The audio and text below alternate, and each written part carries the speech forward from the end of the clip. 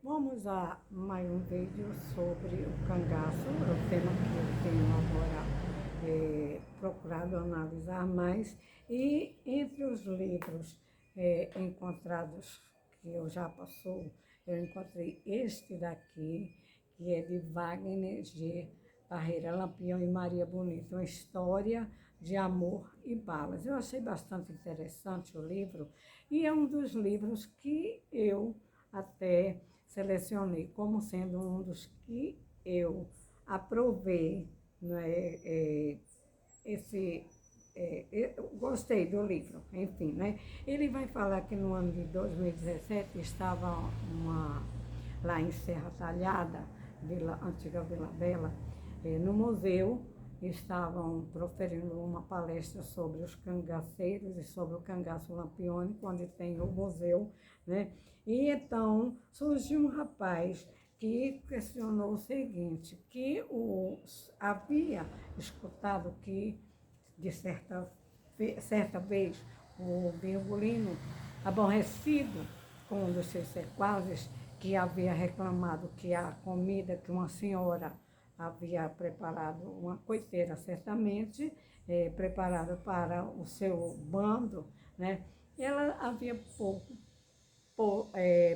posto, aliás, pouco sal na comida e que o Virgulino manda adquirir 2 pacotes de sal e faz com que esse cangaceiro, que era subalterno ao Virgulino, ele comesse aquele sal. Uma coisa que até nós estranhamos, como é que a pessoa consegue comer 2 pacotes de sal sem ingerir água?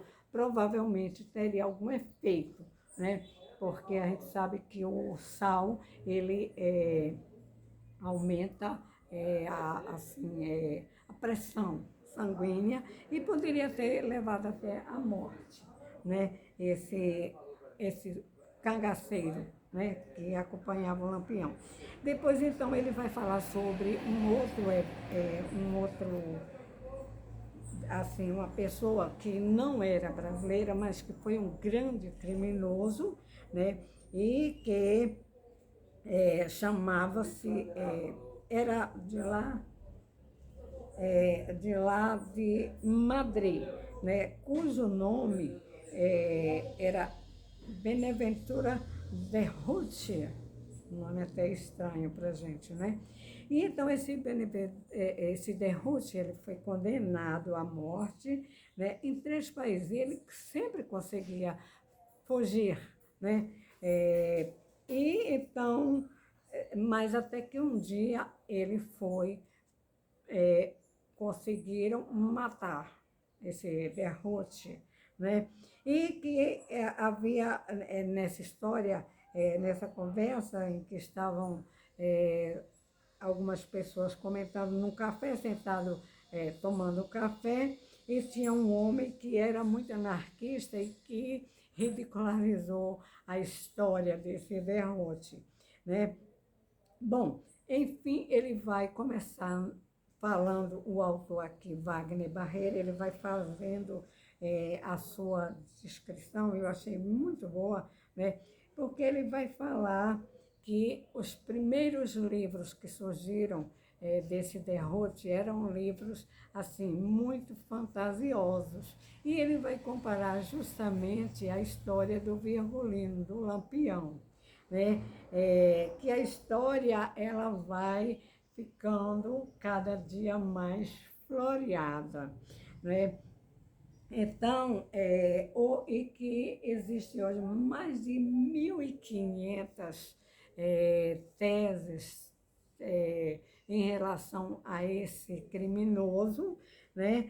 E fora os estudos e publicações em revistas, em jornais, e assim vai, né? E ele fala o seguinte, que do Virgulino começou a partir de Amaury, que era um dentista, veja, sobre o Virgulino, ele vai dizer que o Lampião, a história digamos assim, vai avolumando, vai ficando aquele bolo fofo que eu sempre digo, né?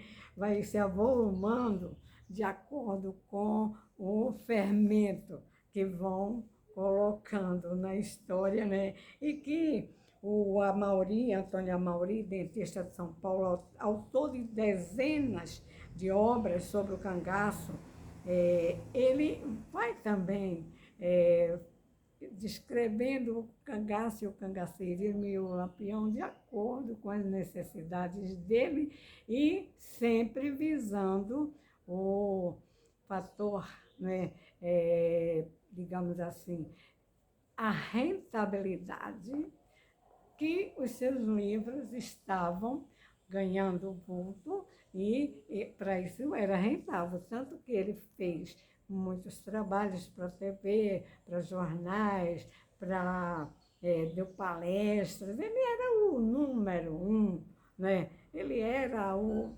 tampa da história do cangaço e que escreveu muito, né? Sobre o cangaceirismo lampiônico, inventando também muita história, né? História mesmo, veio do fato, mas aí ele acrescentava a seu bel prazer, está aqui no livro, né? A história de Lampião, aqui conforme aqui o Wagner, né? É uma história de ficção coletiva, contada há quase um século, por narradores e protagonistas de eventos que, por suas vezes, moldam a história às suas necessidades. Isso é importante, né? Suas convicções e ambições por autores que tomam partido ou simplesmente escavacam e tornam o fato, vão levar à ficção, né? Então, vai passando as histórias visando negócios, visando dinheiro, né? E então o Lampião foi tudo isso e muito mais, está aqui escrito, está na página 15, né? A propósito, os alunos de ensino médio, em visita à Serra Talhada, não conheceram a casa que nasceu o cangaceiro, mas a de sua avó, né? Porque realmente a casa onde moraram os pais do Virgulino, lá no Poço Negro, eu fui semana passada lá, estive várias vezes lá no local, e só tem os tijolos no chão. O que foi reerguido foi a casa da avó do Virgulino, né? Então, ele vai falando também que a Maria Bonita só ficou conhecida depois de desfazer o casamento com o esposo, marido, que ela teve o marido, né? E depois que ela se liga ao Virgulino. Na verdade, ela não era Maria Bonita, ela era conhecida por Maria de Ideia, Maria de Zé de Felipe. Na verdade, também ela não era filha do Zé de Felipe, porque quando a Maria de Ideia casou com o Zé de Felipe, já levava a Maria Oliveira. E ela vai se tornar conhecida, né? Então, muitos dados nos livros que são publicados hoje, está dizendo aqui, gente, na folha 16, são dados equivocados, com erros geográficos, informações contraditórias, cronologias impossíveis aparecem no livro sobre o cangaceiro, sem contar as múltiplas versões para o mesmo episódio. Há, por exemplo, uma tórrida descrição da noite de núpcias de Maria e Lampião, que foi feita por um padre. Gente, essa senhora, essa mulher, né, ela já era casada, fora casada com o Zé do Neném, portanto, jamais ela casaria com o Lampião. Primeiro que ela não era Maria Bonita, depois que o Virgulino vai tornar-se Lampião, mas ninguém pode casar Maria Bonita com Lampião, né? Não existe, né? Cadê os documentos desses personagens fictícios, entre aspas, quer dizer, que tinham alcunhas, né? Então, mais uma aberração aí, né? A história, né, ela foi contada de lá do final para o começo, precisa ser recontada, né?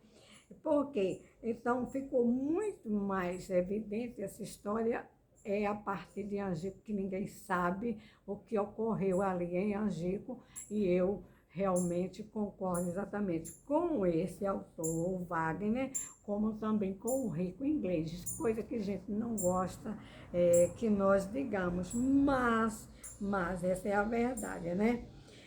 Lampião, aqui escrito na página 17, Lampião, em seu mundo sertanejo, teve vida épica, épica, em uma era confusa em todas as latitudes. O Neo Geo americano e os seus gangsters, o crescimento dos movimentos nacionalistas na Europa, o protagonismo dos partidos comunistas depois da Revolução de Bolchevique, né? Lampião é um sujeito raríssimo, cuja história não se encerra, circunscrito em seu ambiente, o sentido nordestino. Virgulino Ferreira da Silva, bandido, assassino terrível, encontrou Maria de Ideia, inquieta aventura, quando ela estava recém-separada. Então, o Lampião, ele passa a ser um gênio, né? Um gladiador, um sábio, pernóstico, malvado, justo e injusto. Quantas pessoas foram capazes de reunir tantos defeitos e qualidades quanto o Virgulino, que depois vai se tornar o Lampião? Quantos? Poucos na história, porque tudo isso foi floreado, né? Ainda existem imensas lacunas na historiografia do cangaceiro. Talvez a maior delas seja o número de mortes que ele causou. Há quem conte aí que ele matou cerca de 1.000 pessoas, mais de 1.000 pessoas, gente. O Pitatugueiros fala em mais de 1.000 Pitatugueiros, né? O Leone Fontes contabiliza cerca de 200. Veja que incoerência. Enquanto um diz que foi mais de 1.000, o outro diz que foram umas 200. Né? Eu acho que 200 ele só incendiou dentro das casas das pessoas, né? Que quando ele pegava e tocava fogo numa casa, ele tocava fogo com as pessoas e aí animais também, viu, gente? Ele tocava fogo, ele era um psicopata. Então, se vê o Lampião como um guerreiro, defensor dos pobres e os que ressaltam seu perfil de matador impiedoso. Né? O cronista Rubem Braga, em artigo do Diário de Pernambuco, de 2 de fevereiro de 1935, o cangaceiro ainda vive, portanto, talvez tenha encontrado o caminho do meio. Lampião, que exprime o cangaço, é um herói popular nordestino. Não creio que o povo ame, só porque ele é mau ou bravo. O povo não ama à toa. O que ele fez corresponde a algum instituto do povo. Instinto, aliás, desculpa aí, vou repetir. O povo não ama à toa. O que ele fez corresponde a algum instinto do povo, né? Porque tem gente que quer se realizar com a história dos outros, né? Há algum pensamento certo atrás dos óculos de Lampião, suas alpercatas rudes pisam algum terreno sagrado, né? Aí aqui eu vou para uma outra parte para não tornar tão longo esse trabalho, né? Para não ser cansativo. Que diz aqui o seguinte, na página 28. Há 12 chapéus para 11 cabeças, né? Vejam só, né? Aí vem para cá. A composição é estudada e nenhum detalhe escapa ao enquadramento do fotógrafo. Isso quando levaram as cabeças daqueles 11 mortos ali em Angico e expuseram na escadaria ali para ser fotografado e para ir para as colunas de jornais e revistas que queriam vender os seus produtos, né? Então, as cabeças, vejam só aqui, as cabeças de Lampião, Maria Bonita, eles nem colocaram de Virgulino e Maria de Ideia, que ela nunca foi Maria Bonita, nunca soube, foi Maria Bonita, né? E os 9 cangaceiros jaziam nas escadarias em 28 de julho do ano de 1938, porque, para além do discurso e da barbárie, era preciso mostrar à população que o espantalho, o terror, o governador do sertão, o homem-rei dos cangaceiros não existia mais. Morta a mais icônica liderança do banditismo rural do Nordeste. Vejam só, comandante em contexto do cangaço, por 2 décadas não havia mais a quem aterrorizar. Foram os paisanos que presenciavam a cena às 14 horas. Vejam só aqui esse detalhe, gente. Às 14 horas, do tenente João Bezerra, responsável pelo cerco, que culminou a morte dos cangaceiros, naquele começo de manhã, telegrafou ao chefe de polícia de Alagoas, PT, e VG, vírgula, né? Substituindo os sinais gráficos de ponto e vírgula, né? Rejubilado, vitória, nossa força. Cumpre-me certificar que hoje, conjuntamente, volante, aspirante Ferreira, sargento Aniceto, vírgula, cercamos Lampião no lugar de Angico, no estado de Sergipe. O tiroteio resultou em 9 bandidos mortos e 2 mulheres, né? Maria Bonita, ele até coloca Maria Bonita aqui, né? Os quais foram reconhecidos pela volante aspirante Ferreira. Houve baixa de um soldado, outro ferido também, também me encontro ferido, PT, saudações, quer dizer que ele foi ferido nesse combate, o tenente Bezerra.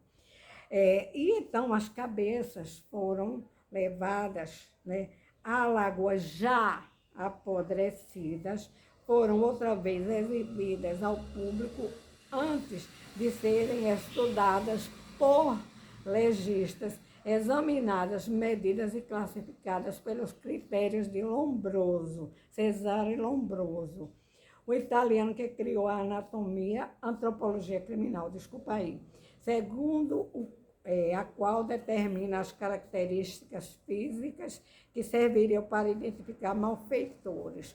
O laudo do Instituto Médico do Estado de Alagoas, porém, não foi capaz de encontrar sinais de maldade no corpo do cangaceiro mais temido no Nordeste. Gente, que cabeça era essa? De quem? Que foi atribuída ao Virgulino, se o próprio laudo não foi capaz de identificar, né? Aí aqui anotou o médico legista que analisou o crânio do fora da lei. Em seu laudo teve o cuidado de registrar que o nariz do morto era reto e de ápice grosso e rombo. Tinha impressa a marca famosa dos óculos do cangaceiro. Como Alagoas não figurava como centro de excelência de estudos forenses, as autoridades decidiram ceder as cabeças para o instituto mais gabaritado, né? Chegou, então, o pedido do Instituto de William de Berlim, especializado em estudo de cabeça de gênios de malfeitores, por intermédio de um paranaense. Mas os crânios de Lampião e Maria Bonita acabaram na Bahia, no Instituto Nina Rodrigues de Salvador. O regime nazista perdeu a oportunidade de estudar a criminologia com base na cabeça dos cangaceiros nordestinos. Aí o outro detalhe agora que chama muito mais atenção é que João Bezerra, veja, o chefe da volante da Polícia Móvel, criada nos estados nordestinos, especialmente para o combate ao banditismo rural, era figura controversa. Existem testemunhas de que foi visto jogando baralho com Lampião na fazenda do avô da esposa, que por vezes hospedava o cangaceiro. Gente, eis aí a história do cangaço. Eis aí a história do cangaço. Como se pode acreditar nessa história contada pelos pseudos pesquisadores, historiadores, cinegrafistas, cineastas? Como assim, gente? Está aqui escrito na página 20 que João Bezerra, o chefe das volantes, que depois escreveu um livro, né, falando sobre o cangaço, nada bate com nada, né, e que ele estava jogando baralho e que ele era coiteiro do Virgulino. Bom, essa história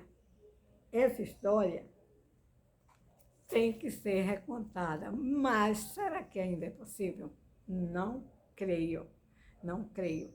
A única coisa verdadeira é que Virgulino existiu e que sumiu. Agora, como? Ninguém vai saber. E tem um detalhe, né? As polícias guardam segredo, porque não era para propagar, era para eliminar o Virgulino de acordo com a determinação do presidente da República, à época Getúlio Vargas. E por hoje fica aí.